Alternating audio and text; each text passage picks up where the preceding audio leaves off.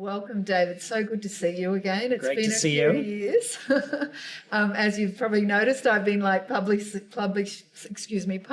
your video snippets on the web and promoting you. It's always a pleasure to have you. Thanks. I was wondering if you could tell me what is the secret to attracting a VC's attention? I mean, it is sort of a key piece for most startups. They do need funding and they need to engage and get a VC interested. What do you think, from your point of view, are the key? Well, in the end, it's sort of expertise. And I think that people often confuse that for having been born an expert to a particular thing. Oh, I'm an expert in security. I'm an expert in digital currency, etc. And the reality is actually really smart young entrepreneurs can gain expertise through hard work and research and conversation. And what we're looking for is people who understand their domain better than anyone on the planet, right? And the way we find that out is through conversation, right? Good venture capitalists are really about question asking. We're not about giving you answers. We're about asking questions so we can find out what you know and how you've gained that information and what you don't know.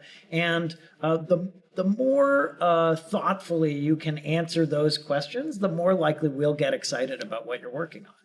And in the long run, when you establish a connection with an entrepreneur and you've funded that person, how do you build that relationship with them? Because obviously you've got to work with them for quite a few years, correct? And, a lot of the VCs tell me it's like a marriage and, right. It's good to like the person, but it's also good to build up a working relationship. Yeah. How do you personally do that?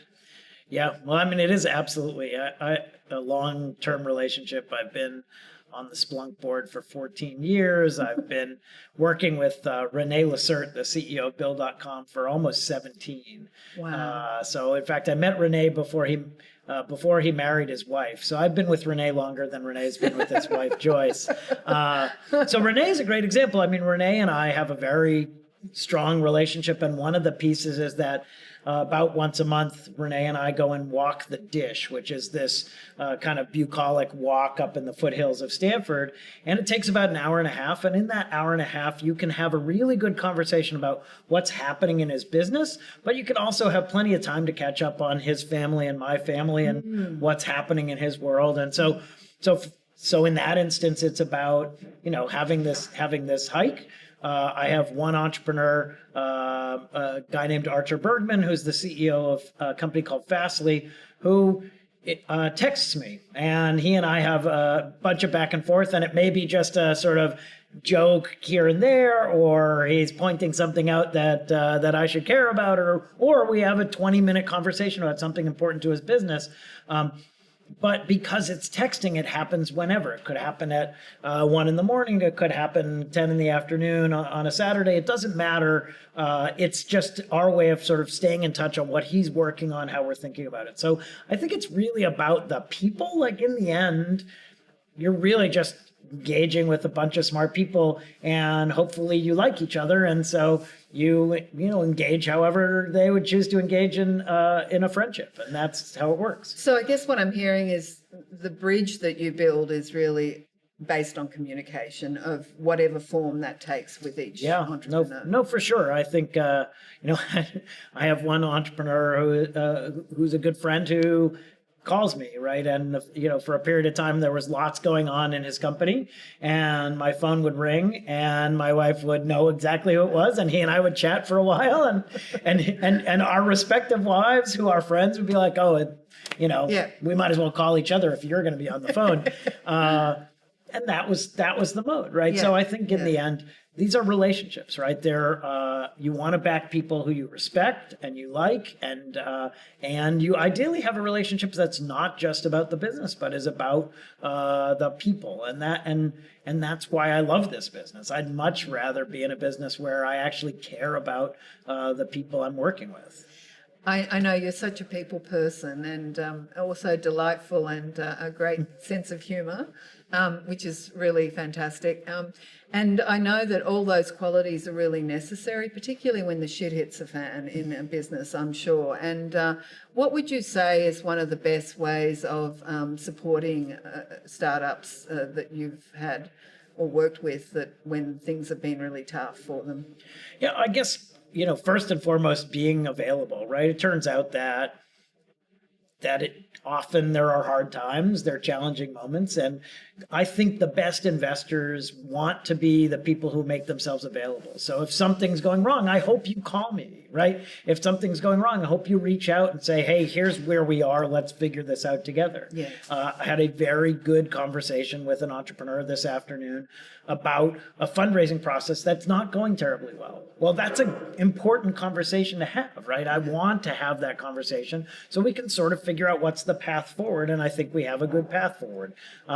So, in the end, first of all, you have to make yourself available, and so you can understand what's at issue. Secondly, I think that good entrepreneurs are clear and honest about what they can and will do and what they can and will not do, right?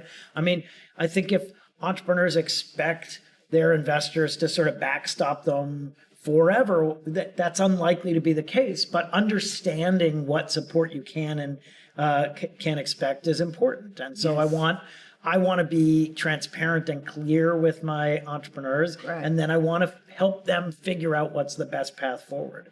And of course, it can be quite a lonely position, the old CEO, Brutal, founder, brutal. and just having that support for however long that is from an investor, I'm sure, is really helpful. Well, again, this goes back to that relationship. If you don't like your investor, there's not a whole lot of comfort you're taking, right? Exactly. So, if you don't like me and you're having a tough time in your business, first of all, you don't want to call me. Secondly, if you do call me, it's an unpleasant conversation, et cetera. You're going to have resistance. Yeah, and, it's not so. So first and foremost, you want to have a real sense that everybody's working hard, everybody's trying. Because look, startups don't work a lot of the time. But if you feel like everybody's doing his or her best work and feel like we're all trying to make this thing successful, then there's no animosity about the conversation. It's just a process of like, well, what can we do here? Yeah. So I always ask the investors if they have a really interesting, funny, weird, strange story to tell about being on that side of the table. Do you have one? Well, I have two. The first one, of course. So I'll tell you one about an entrepreneur, and then I'll tell you one about me. Okay. The entrepreneur case is that my entire partnership was meeting with some entrepreneurs who were presenting a business that actually we thought was quite an interesting business. So the CEO presents a chunk of the business and then hands off the presentation to his head of finance.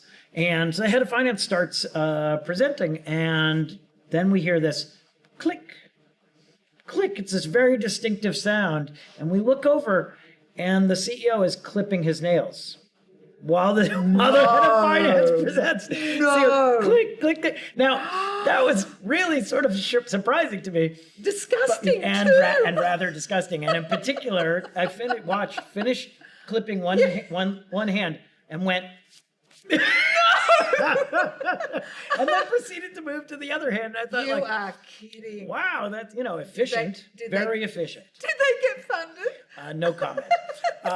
Very efficient process. All right, so now I don't, because I'm not a man who wants to be overly critical of the entrepreneurial community. Here's the other one, which is when I was new to the venture business. I had a newborn. So my wife gave birth to a baby. I had 4 children under the age of 7 at that point. Oh. And I was the guy in charge of nighttime feedings. So you can imagine that I didn't get a whole lot of sleep at this point.